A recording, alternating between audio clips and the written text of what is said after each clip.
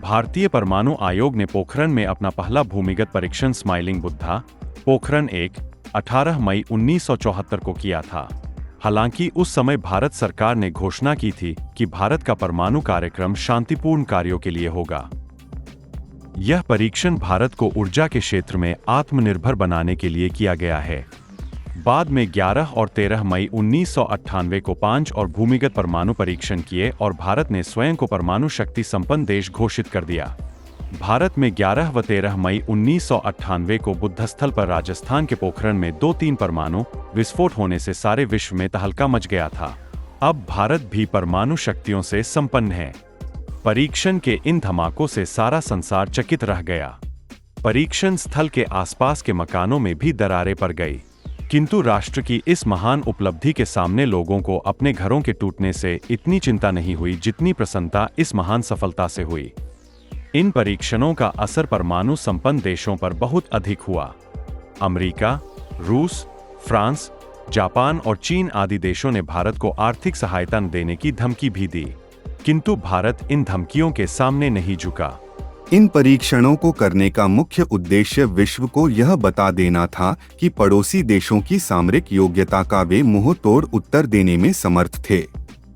अपनी सुरक्षा और बचाव करने के लिए वे आत्मनिर्भर थे। भारत में इन परीक्षणों का विरोध करने वाले विकसित देश। इन परीक्षणों को करने का मुख्य उद्देश्य विश्व को यह बता देना था कि पड़ोसी देशों की सामरिक योग्यता का वे मुंह तोड़ उत्तर देने में समर्थ थे। अपनी सुरक्षा और बचाव करने के लिए वे आत्मनिर्भर थे। भारत में इन परीक्षणों का विरोध करने वाले विकसित देश। भारत के कुल 5 मुख्य परमाणु परीक्षण हैं। उनको मुख्य रूप से 4 श्रेणियों में बांटा जा सकता है। ये 4 तरह के परमाणु परीक्षण किए हैं।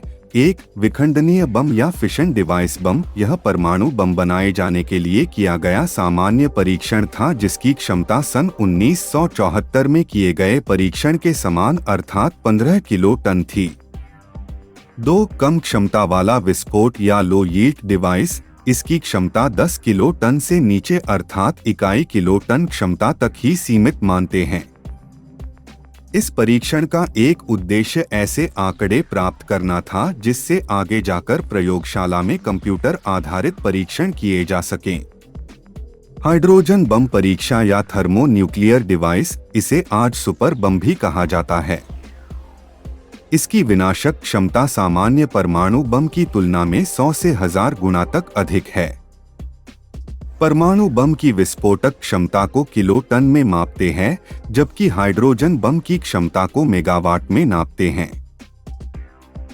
सब किलो टन परीक्षण। भारत में 13 मई को पुनः 2 परीक्षण किए गए। ये परीक्षण सब किलो टन या 1 किलो टन से कम क्षमता वाले थे। इस परीक्षण के बाद यह दावा किया गया है कि इनसे भारत में कंप्यूटर अनुकरण एवं प्रयोगशालाओं में किए जाने वाले अपक्रांतिक परीक्षण की क्षमता प्राप्त कर ली है। सब किलो टन परीक्षण। भारत में 13 मई को पुनः 2 परीक्षण किए गए। ये परीक्षण सब किलो टन या 1 किलो टन से कम क्षमता वाले थे। इस परीक्षण के बाद यह दावा किया गया है कि इनसे भारत में कंप्यूटर अनुकरण एवं प्रयोगशालाओं में किए जाने वाले अपक्रांतिक परीक्षण की क्षमता प्राप्त कर ली है। आज विश्व में लगभग 60,000 परमाणु हथियार हैं, जिनको नष्ट करने में कम से कम 20 से 25 वर्ष लगेंगे। निरस्त्रीकरण के फलस्वरूप केवल 10,000 परमाणु हथियार ही नष्ट हो सके। इससे स्पष्ट है कि परमाणु हथियारों का खतरा तो बना ही रहेगा। इसलिए भारत ने अपनी आत्मरक्षा के लिए यह प्रयास किया है।